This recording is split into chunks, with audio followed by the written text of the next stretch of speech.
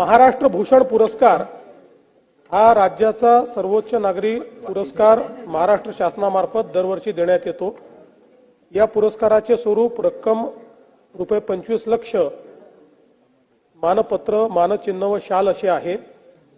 दिनांक 12 मार्च 2025 रोजी महाराष्ट्र राज्याचा सर्वोच्च पुरस्कार देण्याबाबत मुख्यमंत्री यांच्या अध्यक्षतेखाली झालेल्या निवड समितीच्या बैठकीमध्ये महाराष्ट्र भूषण 2024 पुरस्काराकरता श्री राम सुतार ज्येष्ठ शिल्पकार यांच्या नावास सर्वानुमते मान्यता देण्यात आली आहे। या ठिकाणी सांगितलं पाहिजे की श्री राम सुतार साहेब यांचं वय 100 वर्ष आहे आणि अजूनही त्या ठिकाणी ते शिल्प तयार करतायत आणि विशेषतः आपलं जे चैत्यभूमीचं जे आपलं डॉक्टर बाबासाहेब आंबेडकरांचं स्मारक होत आहे त्याच्यामध्ये भारतरत्न डॉक्टर बाबासाहेब आंबेडकरांची मूर्ती देखील तेच तयार करतायत।